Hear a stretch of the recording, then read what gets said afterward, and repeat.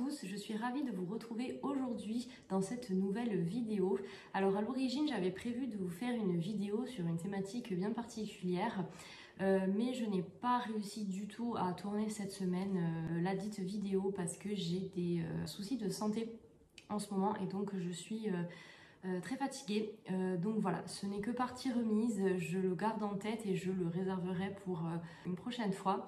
En attendant, je voulais du coup vous faire un petit update lecture de ma dernière lecture en cours que j'ai énormément appréciée.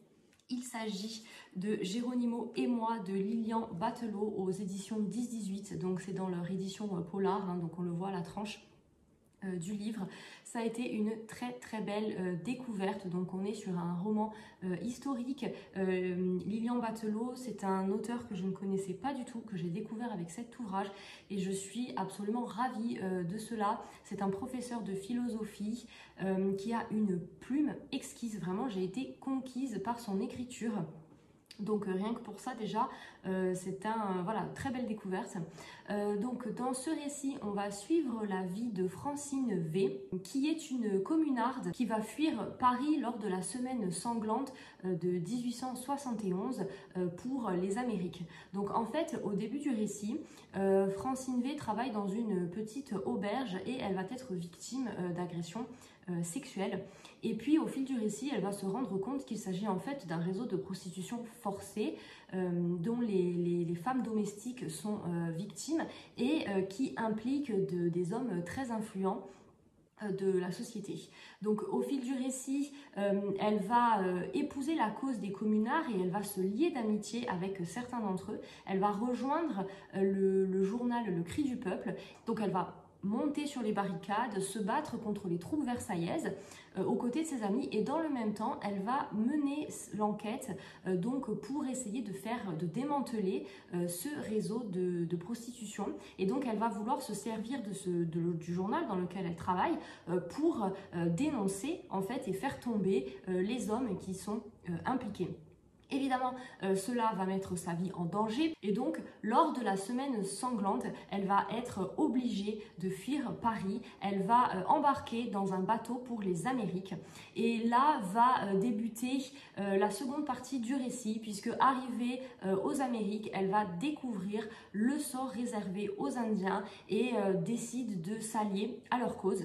Elle va rencontrer une tribu Apache et parmi eux le grand chef guerrier Geronimo et donc là on va vraiment se débuter des péripéties dans le grand ouest américain. On va suivre les combats menés par Geronimo pour la liberté de son peuple, mais ce que j'ai beaucoup apprécié déjà, je trouve pour ma part, très gros point positif, c'est que l'auteur a rallié, si je peux dire comme ça, les deux périodes historiques dans un même ouvrage. Parce que moi, je suis vraiment très intéressée par l'histoire de la commune en France et si vous suivez mes vidéos depuis le début, vous avez sans doute remarqué que j'aime énormément aussi l'histoire des Indiens d'Amérique. J'ai trouvé que c'était vraiment intéressant de faire le parallèle entre les sorts des communards lors de la commune et le sort des Indiens d'Amérique. Donc je trouvais assez pertinent ce parallèle qui est très bien traité tout au long du récit. Le petit point négatif toutefois, que si je devais en relever un, parce que comme je vous le disais, j'ai vraiment apprécié le livre, mais si je devais relever un petit point négatif, ce serait que la partie aux Amériques est beaucoup plus courte que la partie à Paris et l'enquête menée donc par Francine. Donc comme le titre est Geronimo et moi, je m'attendais quand même à ce que la partie sur les Indiens d'Amérique soit un peu plus prenante dans le récit, mais elle arrive plutôt vers la fin. Je trouve que c'est important quand même de le préciser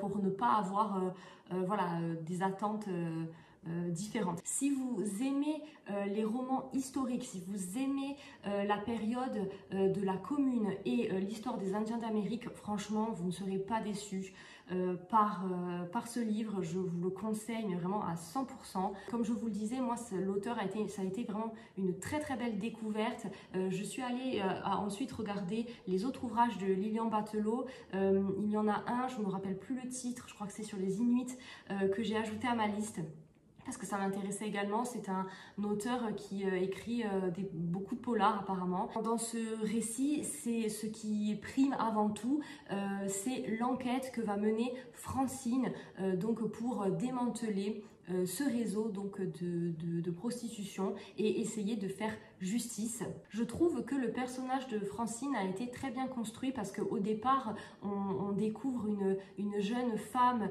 pas sûre d'elle, à qui il arrive des choses atroces et qui subit sa vie, et puis elle va faire la rencontre de ses amis communards qui vont petit à petit lui ouvrir un nouveau monde, lui faire voir la vie différemment, lui ouvrir des opportunités, et puis elle va réaliser qu'en fait elle peut se battre pour ses idéaux, qu'il faut qu'elle se batte pour ses idéaux. Donc petit à petit elle prend confiance en elle et on voit vraiment se développer, on la voit vraiment devenir cette femme forte qui n'hésitera pas, avec un courage exceptionnel, et qui n'hésitera pas à se battre jusqu'à risquer sa vie. Donc vraiment, moi, c'est un récit qui m'a conquise. C'est un ouvrage qui n'est pas très épais, il fait 380 pages, donc il se lit assez rapidement.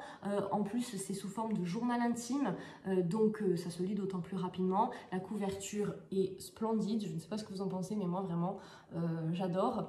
Et ça m'a fait un petit peu penser à la saga de Jim Fergus, 1000 femmes blanches. Si vous avez aimé cette saga, je pense que vous aimerez celui-ci, parce que finalement c'est à peu près le même style. Alors moi qui ai quand même beaucoup lu sur la commune et sur l'histoire des Indiens d'Amérique, je ne pourrais pas dire que j'ai appris des choses avec ce roman historique, que j'ai appris de nouvelles choses, mais voilà, comme je vous dis, je lis quand même beaucoup de romans ayant trait à ce sujet. Cependant, j'ai vraiment été très heureuse de me replonger dans cette période historique, ces deux périodes historiques, donc ça vaut quand même le coup, même si vous êtes friand de ces deux périodes et que voilà, vous en connaissez pas mal sur le rayon. Je pense que c'est quand même toujours un plaisir de se plonger dans ces périodes-là. Je trouve que l'arrivée des colons en terre d'Amérique et des convois organisés pour le départ dans l'Ouest sont très bien relatés. Donc voilà. Et si vous êtes novice en la matière, eh bien c'est peut-être une porte d'entrée pour lire un peu plus sur ces deux périodes historiques. Donc vraiment, je ne peux que vous conseiller Geronimo et moi de Lilian Batelot. C'est très bien écrit. Vous allez vraiment passer un bon moment. Donc je vous le recommande chaudement. Voilà, c'est tout pour cette vidéo aujourd'hui. Comme je vous le disais, hein, c'est une vidéo assez courte. Je tenais, voilà, malgré la fatigue, à vous présenter quand même le livre donc, que je viens de finir, parce que pour moi c'était une très bonne lecture. Donc je vous retrouve la semaine prochaine en espérant donc pouvoir vous sortir la vidéo donc thématique dont je vous parlais en introduction. N'hésitez pas à me dire en commentaire ce que vous êtes en train de lire, si vous avez lu le livre que je viens de vous présenter, si vous l'avez aimé ou non. En attendant, donc je vous dis à bientôt et je vous souhaite de très bonnes lectures. À bientôt.